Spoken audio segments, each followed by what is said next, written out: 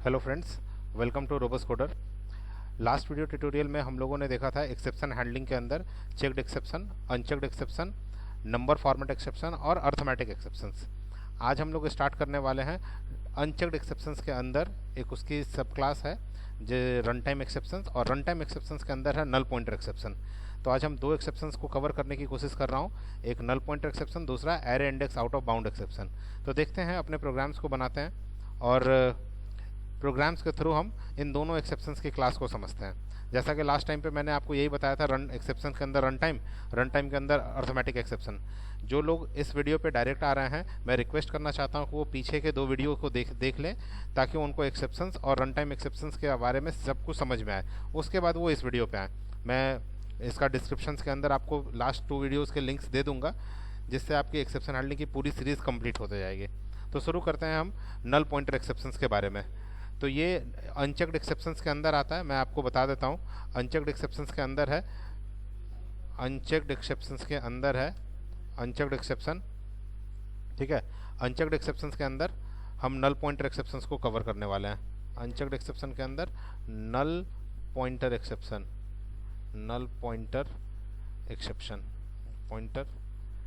Exceptions, और इसी के अंदर हम दूसरा कवर करेंगे array index out of bounds exception, ठीक है।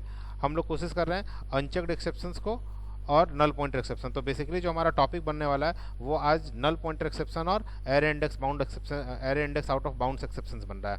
तो शुरू करते हैं कि नल पॉइंटर एक्सेप्शंस क्या होता है। सबसे पहले हम नल पॉइंटर एक्सेप्शंस के लिए एक क्लास जनरेट करते हैं। मान लीजिए हम एक क्लास बनाते हैं, सपोज कीजिए EXP डेमो, ठीक है। EXP डेमो के नाम से हमने यहाँ पे इसको सेव किया, EXP डेमो डॉट जावा, ठीक है। कोशिश कीजिए, चूँकि आप जावा के अंदर क्लास बना रहे हैं, तो आप इसको कैपिटल लेटर से बनाइए, ठीक है। ये नेमिंग कन्वेंशंस और रूल्स को ध्यान रखते हुए हमें कोशिश करना चाहिए कि हम अच्छी प्रोग्रामिंग प्रैक्टिस में रखें। तो हमारा जो क्लास है उसका मैं पहला लेटर कैपिटल बनाता हूँ, EXP डेमो, ठीक है। आप लोग से भी रिक्वेस्ट है कि आप लोग जब भी कोई क्लास जावा में बनाएं तो ज़्यादातर कोशिश कीजिए कि आप अपने क्लास का नाम कैपिटल लेटर में ही यूज़ कीजिए, ठीक है। ये जावा की रूल होती है। देखिए, इसके अंदर most important method that is called public static void main, और इसके अंदर हम पास करेंगे स्ट्रिंग एरे args, ठीक है। देखिए, हो गया। अब इसके अंदर हम नल पॉइंटर एक्सेप्शंस को जनरेट करने की कोशिश कर रहे हैं। तो सबसे पहले क्या होता है एक्सेप्शंस, आई थिंक आपको क्लियर है। मैं छोटा सा फिर से आपको रिवाइज करा दूं। इसमें exceptions basically run time error होती है।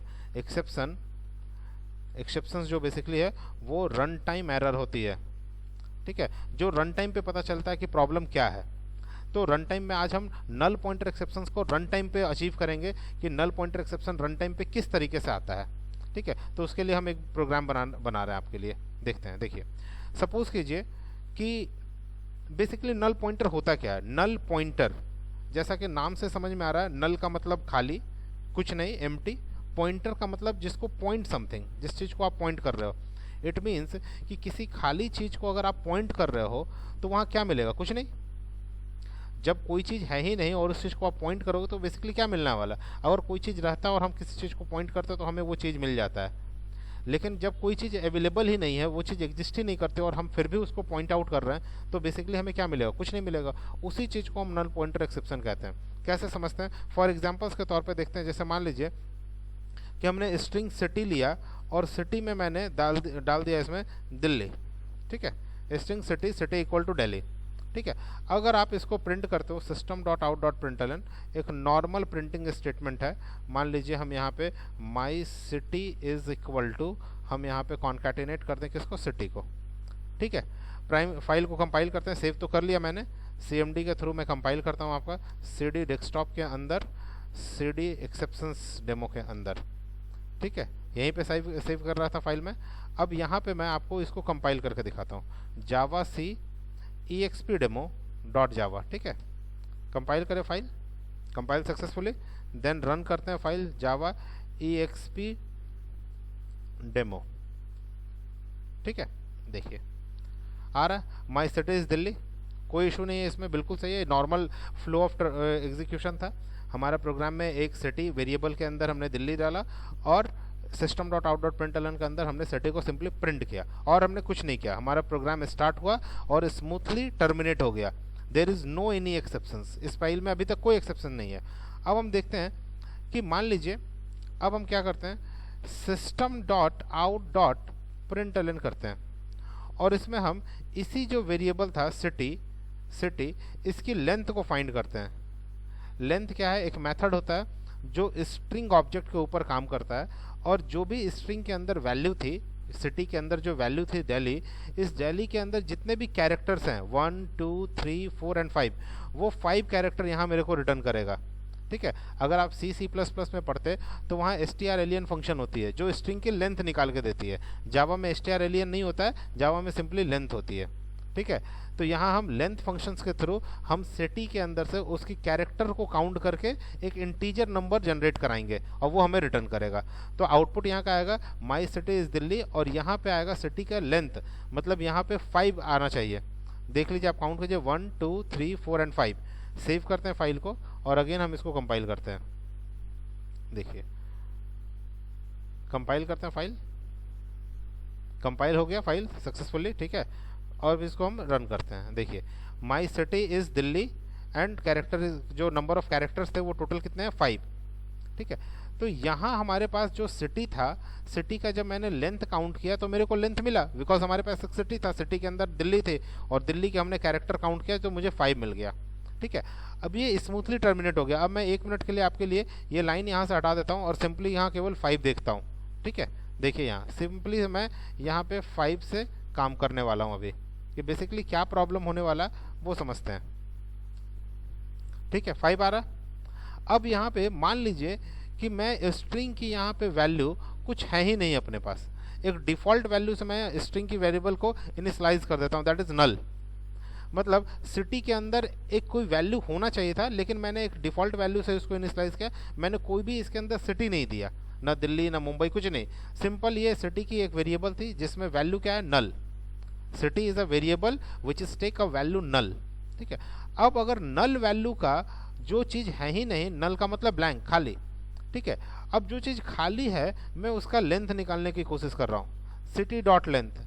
जो चीज़ एग्जिस्ट ही नहीं कर रही, जिसके अंदर कोई वैल्यू एग्जिस्ट ही नहीं कर रहा, तो फिर उसका लेंथ क्या होगा। लेकिन कंपाइल टाइम पे इस प्रोग्राम में कोई भी एरर नहीं है, वो इसलिए बिकॉज सिटी नाम का वेरिएबल है जो स्ट्रिंग है, स्ट्रिंग का ऑब्जेक्ट है और स्ट्रिंग के साथ आप लेंथ मेथड लगा सकते हैं, दैट इज इसमें कोई समस्या नहीं है। तो इस हिसाब से कंपाइल टाइम पे तो कोई इशू नहीं है, लेकिन जब वो रन टाइम पे जाएगा तो जेवीएम ये देखेगा कि सिटी नाम का जो वेरिएबल है उसके अंदर वैल्यू है ही नहीं, तो वो लेंथ क्या कैलकुलेट करेगा। आप मैं एक बार कंपाइल करता हूँ और रन करके आपको दिखाता हूँ, आपको ज़्यादा क्लियर होगा। देखिए, ठीक है, कंपाइल सक्सेसफुली, कोई इशू नहीं है। लेकिन जैसे ही अब हम इसको रन करते हैं, अब आप देखिए क्या होता है। लिखता है exception in thread main Java dot lang dot null pointer exception. ठीक है, जैसे ही नल पॉइंटर एक्सेप्शन जनरेट हुआ, हमारा प्रोग्राम जो ग्रेसफुली टर्मिनेट होना था वो नहीं हुआ।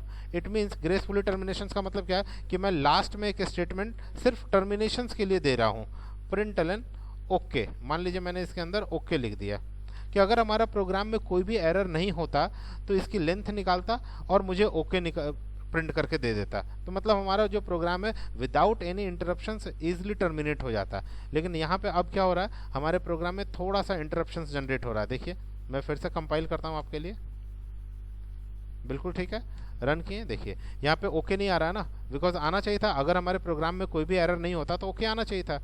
देखते हैं फिर से, मान लीजिए मैं यहाँ नल के जगह पे फिर से यहाँ दिल्ली लिख देता हूँ। ठीक है, अब यहाँ आइए और इसको कंपाइल कीजिए। ठीक है, रन कीजिए। देखिए 5 एंड ओके, ओके मतलब स्मूथली टर्मिनेट। एक टर्मिनेशन पॉइंट मैंने बना रखा था कि सबसे लास्ट में सब काम होने के बाद मेरे को ओके प्रिंट कर दो, तो ओके प्रिंट हो रहा है। लेकिन अगर मैं यहाँ पे दिल्ली के जगह पे नल असाइन कर रहा हूँ, दिल्ली के जगह पे नल असाइन कर रहा हूँ, तो इसमें समस्या क्या हो रही है कि नल होने के बाद हमारा प्रोग्राम स्मूथली टर्मिनेट नहीं हो रहा है। देखिए कंपाइल तो हो गया, बट जैसे मैं इसको रन करूँगा, ये देखिए नल पॉइंटर जनरेट किया और ओके जनरेट, मतलब ओके को जो प्रिंट करना था ओके को वो नहीं किया। तो अब हम इस नल पॉइंटर को कैसे हैंडल करते हैं इस चीज़ को सीखते हैं। ठीक है, तो क्या होता है null pointer exception, I think ये आपको क्लियर हो गया। नल पॉइंटर एक्सेप्शन का मतलब जब किसी वैल्यूज़ के अंदर नल असाइन है ही नहीं वो वैल्यू, और उस चीज़ को हम इंटरप्रेट कर रहे हैं, उस चीज़ को हम खोज रहे हैं कि वो मेरे को मिलना चाहिए, तो इस वजह से वहाँ पे एक नल पॉइंटर एक्सेप्शन जनरेट होती है। नल पॉइंटर एक्सेप्शन आप जब AWT स्विंग्स वगैरह पढ़ेंगे तो वहाँ बहुत ज़्यादा देखने को मिलेगा। तो उसको हैंडल कैसे करते हैं वो समझते हैं। ठीक है, यहाँ पे हैंडल करने का सिंपल तरीका है, सर अगर मैं यहाँ नल ना रखूँ, तो जब अगर आप नल रखोगे ही नहीं तो नल पॉइंटर एक्सेप्शन आएगा ही नहीं।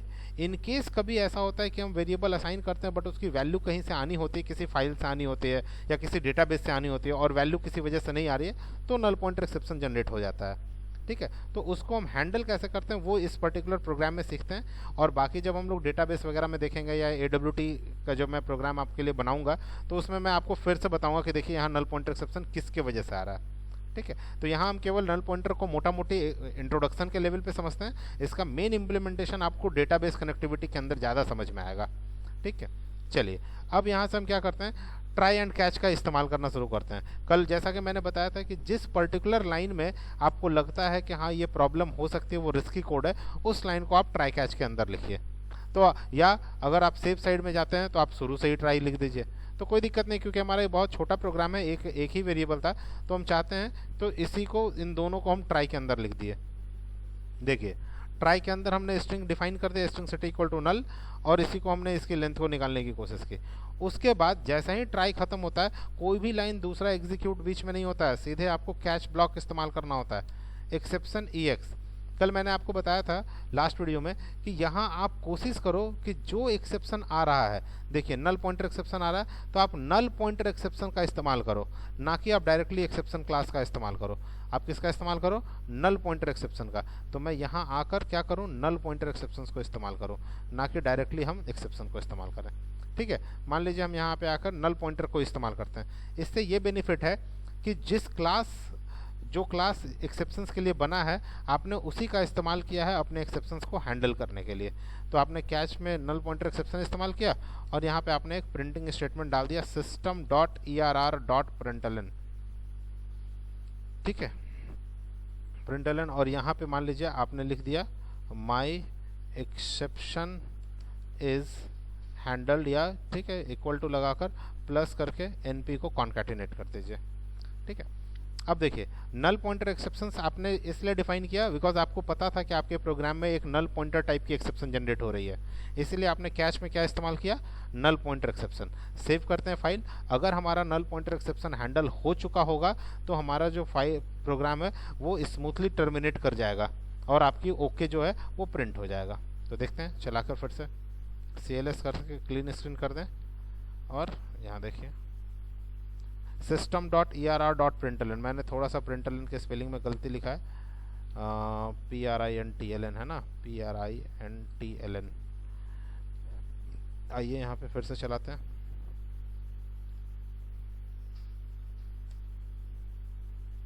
कंपाइल सक्सेसफुली एंड रन, देखिए आ गया, माई एक्सेप्शन इज java.land और नल पॉइंटर एक्सेप्शन और ओके। ठीक है, तो इसका मतलब है कि हमारा एक्सेप्शन हैंडल हो गया है और इस स्मूथली टर्मिनेट कर रहा है हमारा फाइल, यहाँ पे आके ओके प्रिंट हो रहा है डायरेक्टली। ठीक है, कोई इसमें समस्या परेशानी नहीं है। अच्छा, कभी कभी क्या होता है, सर अगर मेरे को नल पॉइंटर एक्सेप्शन एग्जैक्टली याद नहीं है तो हम अपने प्रोग्राम को कैसे हैंडल करेंगे? तो इसका सीधा सीधी शॉर्टकट तरीका ये है कि आप अगर कोई भी एक्सेप्शंस की क्लास के बारे में उतना अवेयर नहीं है, आपको नहीं पता है, तो एक सेफ साइड खेलने का मतलब है कि आप डायरेक्टली ट्राई कैच बना लो पहले, और उसके अंदर जो भी टाइप का एक्सेप्शन आएगा वो एक्सेप्शन ईजिली यहाँ से हैंडल हो जाएगा। ठीक है, आपने यहाँ एक्सेप्शन NP बनाया और इस चीज़ को आपने हैंडल कर लिया। यहाँ पे आकर फिर से देखिए कोई एरर नहीं होगा इसके अंदर, कंपाइल एंड रन, देखिए आ रहा है। ठीक है, नल पॉइंटर एक्सेप्शन। अगर मान लीजिए इस प्रोग्राम के अंदर नल पॉइंटर एक्सेप्शन होता ही नहीं, सपोज करो कि यहाँ पे एक वैल्यू होती, हमारी एक वैल्यू होती यहाँ, तो इसका मतलब नल पॉइंटर एक्सेप्शन है ही नहीं, तो यहाँ लेंथ प्रिंट करता, कैच ब्लॉक एग्जीक्यूट नहीं करता, सीधे ओके प्रिंट होता। देखिए चलाकर,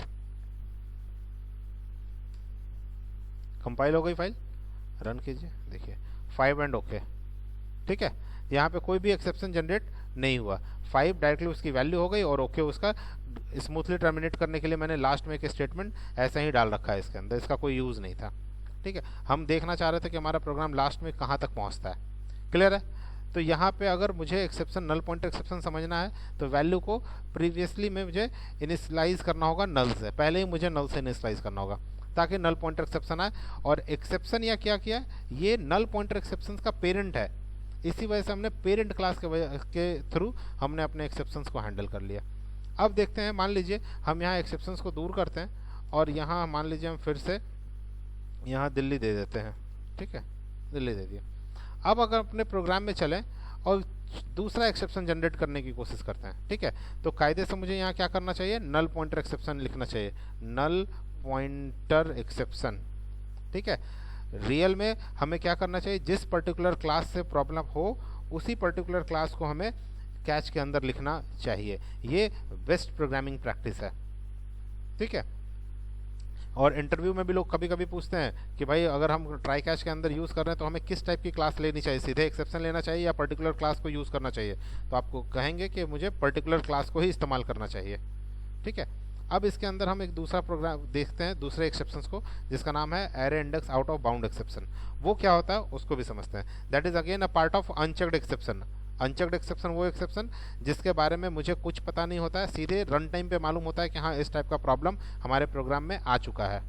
ठीक है, तो फिर हमें उसको हैंडल करना होता है। तो देखिए मैं अगेन ट्राई कैच के अंदर ही इस बात को लिखता हूँ। मान लीजिए आपने एक एरे बनाया, for example int a equal to, suppose कीजिए हमने यहाँ एक एरे लिया और इसके अंदर कुछ वैल्यू असाइन किया 2 3 4 5 कॉमा 5। ठीक है, कितने वैल्यू असाइन किया, 1 2 3 4। जैसा कि आप लोग को पता है कि एरे के अंदर हम कुछ भी प्रिंट करते हैं तो उसके इंडेक्स लोकेशन से ही प्रिंट करते हैं। तो प्रिंट एलन के अंदर अगर मैं यहाँ प्रिंट करूँ तो ए ऑफ क्या करना होगा, मुझे उसकी इंडेक्स लोकेशन 0 से प्रिंट करनी होगी। ठीक है, देखिए 2 की वैल्यू किस पे है, 0 पे, 1 पे क्या है 3, 2 पे क्या है 4 और 3 पे क्या है 5। मैं ऐसा कर दूं, इसको 20, इसको 30, इसको 40 कर दूं ताकि आपको बोलने और समझाने में मेरे को थोड़ा इजी हो। देखिए 0 पे क्या है 20, 1 पे क्या है 30, 2 पे क्या है 40 और 3 पे क्या है 50। अब अगर आप इसको प्रिंट करते हैं तो देखिए आप यहाँ पे ए की वैल्यू जो एरे के अंदर आ रही है वो क्या प्रिंट होता है ये देख लेते हैं। मान लीजिए value is equal to, concatenate कर देते हैं ए ऑफ 0 कि 0 पे जो हमारी वैल्यू है वो क्या है। कंपाइल करते हैं फाइल। अभी देखिए इसमें कोई एरर नहीं है, ना यहाँ दिल्ली में कोई एरर है, ना हमारे किसी एरे में कोई प्रॉब्लम है। हम सिंपली यहाँ पे आते हैं और अपने प्रोग्राम को फिर से कंपाइल करते हैं। कंपाइल हो गया, रन करते हैं। देखिए वैल्यू इज 20। क्लियर है, वैल्यू इज 20। इसी तरीके से अगर हम यहाँ पे कॉपी करके यहाँ पेस्ट कर दें, फिर पेस्ट कर दें, फिर पेस्ट कर दें। ठीक है, देखिए मैं स्टेप बाय स्टेप आपको समझाने की कोशिश कर रहा हूँ। यहाँ 0 है, फिर यहाँ 1, यहाँ 2 और यहाँ 3। तो मेरे ख्याल से 20 30 एंड 40 प्रिंट हो जाएगा। देखते हैं चलाकर, देखिए ठीक है, यहाँ देखिए, देखिए 20 30 एंड 40 प्रिंट हो रहा है। बिल्कुल सही है, कोई दिक्कत नहीं, जहाँ तक वैल्यू थी वहाँ तक वैल्यू हमारी इजीली प्रिंट हो गई। लेकिन इन केस अगर हमसे एक बाय मिस्टेक हो जाए और हम जानबूझ के यहाँ पे इसकी जो वैल्यू 3 थी मैं 4 पे की वैल्यू यूज़ करना चाहता हूँ। कायदे से समझिए 0 1 2 एंड 3 तीन इंडेक्स लोकेशन तक वैल्यू हमारे पास अवेलेबल थी, बट मैं जानबूझ के इंडेक्स नंबर 4 की वैल्यू अचीव करना चाहता हूँ जो मेरे पास एग्जिस्ट ही नहीं कर रहा है एरे के अंदर, वो एग्जिस्ट ही नहीं कर रहा है। बट सिंटेक्स के तौर पे जो मैंने लिखा है सिंटेक्सली वो बिल्कुल सही लिखा है, वैल्यू इज़ ए और ए का क्या है, हमने 4th इंडेक्स की वैल्यू। मान लीजिए यहाँ पे 4 इंडेक्स की वैल्यू 60 होती, मान लीजिए 60 होती तो यहाँ 60 आराम से प्रिंट करता ना। देखिए चलाकर, मैं पहले 60 दिखाता हूँ और फिर मैं 60 को हटा दूंगा। देखिए बिल्कुल सही है, आ रहा है वैल्यू 60 और ओके भी चल रहा है, मतलब प्रोग्राम हमारा स्मूथली टर्मिनेट कर रहा है। अब सपोज कीजिए कि हमारे पास ये 60 नाम की जो वैल्यू थी वो एग्जिस्ट ही नहीं कर रही है, लेकिन हम यहाँ से वैल्यू तो हटा दिए, ये वाली लाइन हमने हटाया नहीं। ठीक है, जो मुझे हटाना चाहिए था मैंने ये वाली लाइन हटाया नहीं। अब प्रोग्राम सेव करके दोबारा से मैं इसको कंपाइल करके रन करता हूँ। देखिए कंपाइल सक्सेसफुली और हम इसको रन करते हैं। देखिए यहाँ 20, 30, 40, 50 तो आया, लेकिन एक्सेप्शन भी जनरेट किया। क्या एक्सेप्शन जनरेट किया? एक्सेप्शन इन थ्रेड में जावा डॉट लैंड और array index out of bounds exception. जो हमारी क्राइटेरिया थी एरे की कि भाई हमारे पास 3 ही वैल्यू है, मतलब टोटल नंबर ऑफ वैल्यूज़ कितनी है, 0, 1, 2, 3 लोकेशंस पे 4 वैल्यू है, लेकिन मैं अचीव किसको करना चाहता हूँ? 4th नंबर लोकेशन की वैल्यू, मतलब एरे इंडेक्स 4, मतलब 5वीं वैल्यू अचीव करना चाहता हूँ। आप इसको 0 काउंट करो, इसको 1 काउंट करो, इसको 2 काउंट करो, इसको 3 काउंट करो, और अगली वैल्यू कितनी होनी चाहिए थी? 4th लोकेशन पे। 4th location that means 5th value.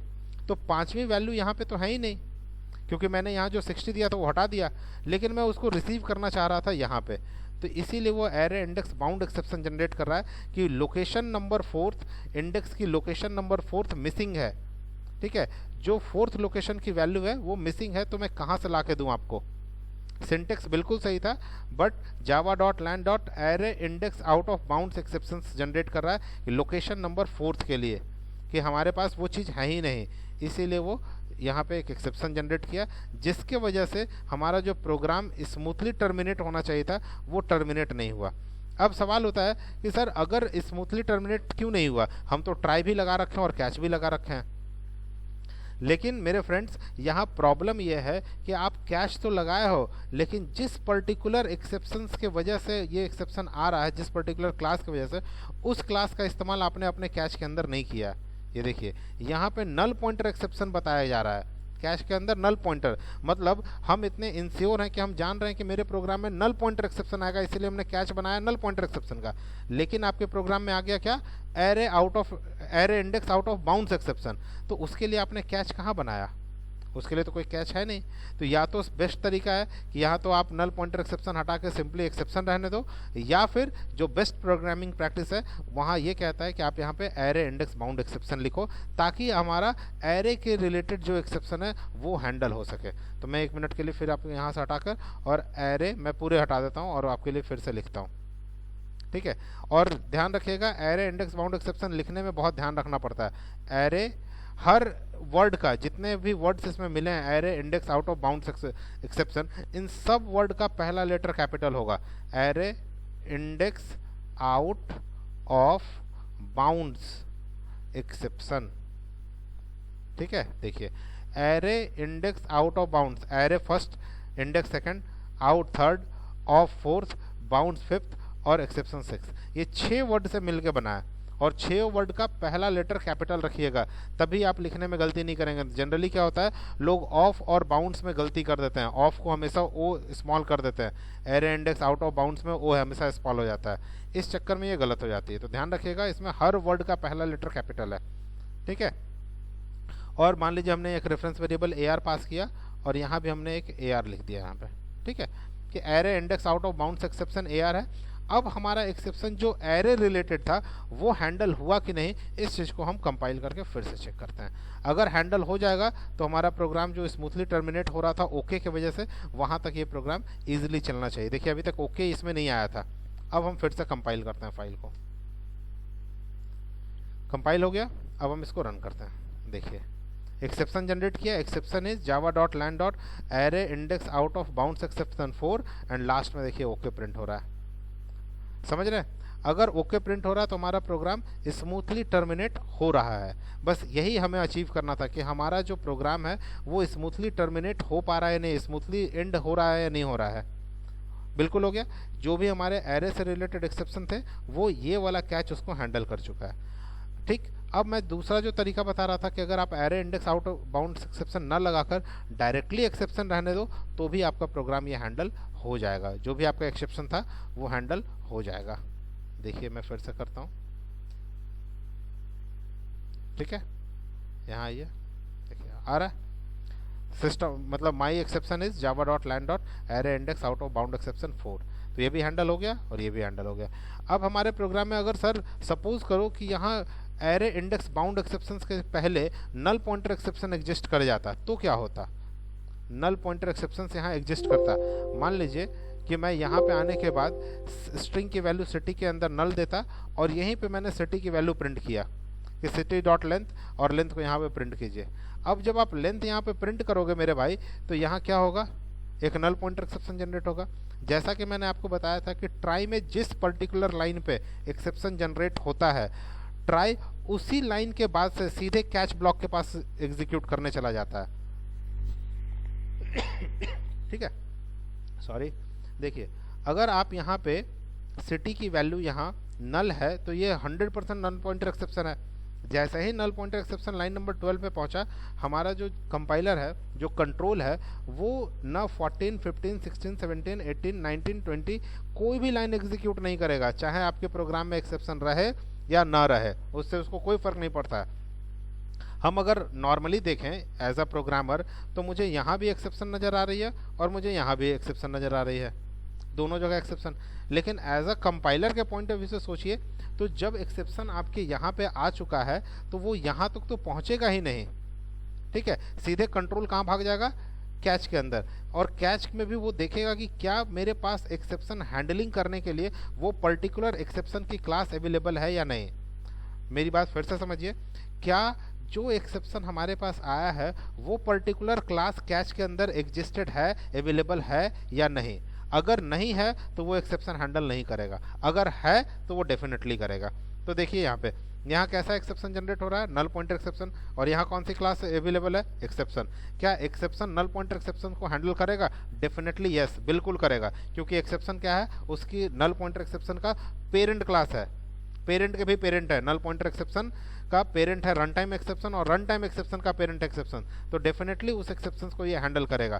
तो आप सेव कीजिए और चलाइए।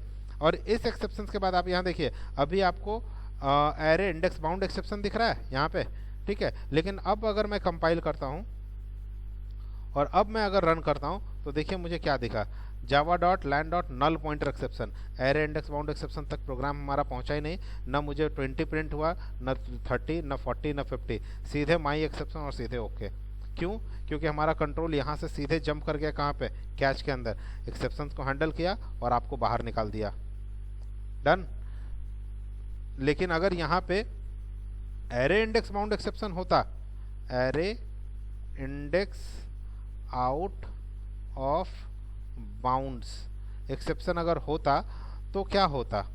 अगर यहाँ पे एरे इंडेक्स है तो जाहिर सी बात है, आप फिर से समझिए, मैंने अभी आपको बताया कि जिस एक्सेप्शन की क्लास से एक्सेप्शन हैंडल होगा वो एक्सेप्शन की क्लास कैच के अंदर होना चाहिए, नहीं तो उसके पेरेंट होने चाहिए। तो यहाँ पे हमारा array index out of bound exception है, जबकि हमारे प्रोग्राम में नल पॉइंटर एक्सेप्शन जनरेट हो रहा है। तो क्या ये क्लास जो है वो उस चीज़ को हैंडल कर पाएगा? बिल्कुल नहीं कर पाएगा, देखिए बिल्कुल नहीं कर पाएगा। तो अगर आप मैं चलाऊँ इसको जावा सी, मतलब हमारा प्रोग्राम स्मूथली टर्मिनेट नहीं होगा। देखिए कहाँ आया, सीधे एक्सेप्शन बता रहा है कि भाई ये इस टाइप का एक्सेप्शन है और हमारा ओके नहीं चल रहा है। तो आई थिंक आपको ये क्लियर हो गया होगा कि जो पर्टिकुलर एक्सेप्शन है वही पर्टिकुलर एक्सेप्शन यहाँ लिखिए, नहीं तो आप सीधे यहाँ पे एक्सेप्शंस लिखिए, तभी जाके ये हैंडल होगा। तो हमने इस प्रोग्राम के माध्यम से दो एक्सेप्शन जनरेट किया और दोनों को हैंडल करके देखा। पहला एक्सेप्शन हमने हैंडल किया किसमें, नल पॉइंटर एक्सेप्शन। दूसरा हैंडल किया हमने किसको, array index bound exception, array index out of bounds exception. ठीक है, तो आई थिंक ये आपको क्लियर हो गया होगा कि नल पॉइंटर एक्सेप्शन किसको कहते हैं और array index out of bounds exception किसको कहते हैं। ठीक है, अब हम कभी कभी क्या होता है कि हम दोनों एक्सेप्शन हमारे प्रोग्राम में, जैसे कि यहीं पे देखिए आपके पास दोनों एक्सेप्शंस हैं, लेकिन आप एक ही कैच ब्लॉक का इस्तेमाल कर रहे हो, एक ही कैच ब्लॉक का इस्तेमाल कर रहे हो एक्सेप्शन का। अगर आप यहाँ पे नल पॉइंटर एक्सेप्शन का इस्तेमाल करोगे तो आपको एरे इंडेक्स को हैंडल नहीं कर पाओगे। अगर आपने यहाँ एरे इंडेक्स लिखा तो आप नल पॉइंटर को हैंडल नहीं कर पाओगे। तो जावा ने क्या किया, आपके लिए मल्टीपल कैच स्टेटमेंट का प्रोविज़न दिया। बोला कि इनकेस अगर आपके प्रोग्राम में बेसिकली क्या होता है कि जब एक्सेप्शन एक जगह पे आ जाती है तो दूसरा एक्सेप्शन चेक ही नहीं होता है। ठीक है, मैं आपको मल्टीपल कैच जब पढ़ाऊंगा या बताऊंगा इसके नेक्स्ट ट्यूटोरियल में, तो मैं बताऊंगा कि मल्टीपल कैचेस का क्या यूज़ है। लेकिन मैं अभी छोटा सा आपको ओवरव्यू समझा रहा हूँ कि अगर मैं दो दो कैच स्टेटमेंट यहाँ लेके चलूँ, एक इस तरीके का और एक इस तरीके का, मान लीजिए एक ये हो गया और एक मैंने पास कर दिया यहाँ array index bound exception, array index out of bounds. ठीक है, और यहाँ पे मान लीजिए मैंने कर दिया एनपी और यहाँ पे हमने कर दिया एनपी। ठीक है, जानबूझ के मैंने ऐसा किया। तो क्या ये प्रोग्राम एग्जिस्टेड है? क्या हम दो दो कैच इस्तेमाल कर सकते हैं? अगर हमारे पास, मुझे पता था कि मेरे एग्जाम्पल के अंदर दो टाइप के एक्सेप्शन जनरेट हो रहे हैं, तो क्या मैं सेफ साइड के लिए दोनों कैच इस्तेमाल करके चल सकता हूँ? ठीक है, तो जावा ने ये प्रोविज़न दिया है कि अगर आपको लगता है कि आपके प्रोग्राम में मल्टीपल टाइप के एक्सेप्शन आ सकते हैं, तो आप मल्टीपल कैचेस को लेके चल सकते हैं, इससे कोई इशू नहीं है। ठीक है, तो मैं सिवाय अभी इस पर ज़्यादा डिस्कस नहीं करूँगा, सिवाय केवल आपको कंपाइल टाइम चेक करके दिखाऊं कि जो हमने लिखा है वो बिल्कुल सही है या गलत है, क्या ये अलाउ होता है या नहीं होता है। देखिए कंपाइल हो गया। ठीक है, इसका मतलब कि आप एक ट्राई के साथ मल्टीपल कैचेस, मल्टीपल मतलब वन से एक से ज़्यादा, दो तीन चार कैचेस जितने भी चाहें आप मेंशन कर सकते हैं, उस पर कोई कंपाइल टाइम एरर नहीं होगा। और ध्यान बस यही रखना है कि जिस टाइप की एक्सेप्शन आपको लगता है कि आपके प्रोग्राम में आ सकता है, उसी पर्टिकुलर टाइप का कैच ब्लॉक आपको इस्तेमाल करना है। ठीक है, देखिए बिल्कुल चल रहा है यहाँ, देखिए नल पॉइंटर एक्सेप्शन जनरेट हो गया और ओके को रिसीव कर लिए, क्योंकि हमारा ये जो नल पॉइंटर एक्सेप्शन था वो बिल्कुल काम कर रहा है। अगर यहाँ नल पॉइंटर एक्सेप्शन हटा दें, देखिए यहाँ नल पॉइंटर एक्सेप्शन अगर मैं हटा देता हूँ और सीधे यहाँ पे मैं दिल्ली लिख देता हूँ, ठीक है, अब हमारे प्रोग्राम में क्या है, एरे इंडेक्स बाउंड एक्सेप्शन, उसके लिए हमने कैच बना रखा है, बिल्कुल बना रखा है, ये देखिए। ठीक है, तो अब हमारा यहाँ देखिए ये भी हैंडल हो जाएगा। कंपाइल करते हैं फाइल को, कंपाइल हो गया, रन करते हैं, देखिए हो गया हैंडल। ठीक है, और यहाँ ओके आ रहा है। तो ये सिर्फ मैं अभी मल्टीपल कैच स्टेटमेंट आपको नहीं बता रहा था, मैं सिंपल ये बता रहा कि जिस पर्टिकुलर चीज़ के आपके पास एक्सेप्शंस लगे आप उसका कैच बना सकते हैं। मिलेंगे नेक्स्ट वीडियो में मल्टीपल कैच स्टेटमेंट के साथ कि क्या होता है मल्टीपल कैच स्टेटमेंट, एक ट्राई के साथ हम कितने टाइप के एक्सेप्शंस के कैचेज बना सकते हैं और किन बात का ज़्यादातर ध्यान रखेंगे, उसमें क्या क्या रिस्ट्रिक्शंस हैं उसमें। तो मिलेंगे आपको हम नेक्स्ट वीडियो के अंदर, तब तक आप इस वीडियो को एक बार जरूर देखिए और इसके पीछे वाले वीडियो को समझते हुए इस वीडियो को देखिए, ताकि आपको अनचेक्ड एक्सेप्शन क्लियर हो जाए। अनचेक्ड के अंदर आप, मैंने बता रखा था अर्थमेटिक एक्सेप्शन, ठीक है, नंबर फॉर्मेट एक्सेप्शन, और इस प्रोग्राम के अंदर मैंने दो एक्सेप्शंस को कवर किया, नल पॉइंटर एक्सेप्शन और array index out of bound exception. तो अनचेक्ड आई थिंक आपके क्लियर हो गए होंगे। मिलेंगे नेक्स्ट वीडियो में मल्टीपल कैचेस के साथ, ठीक है, या कुछ एक्स्ट्रा प्रोग्रामिंग करते हुए मैं आपको उसमें नई नई एक्सेप्शंस की क्लासेस को और समझाने की कोशिश करूँगा। आप इस प्रोग्राम में जो भी प्रोग्राम, जो मैं डेमो बनाया हूँ, इसको आप बिल्कुल इत्मीनान से देखें, समझें और इसकी प्रैक्टिस करें। ठीक है, तब तक के लिए थैंक यू सो मच।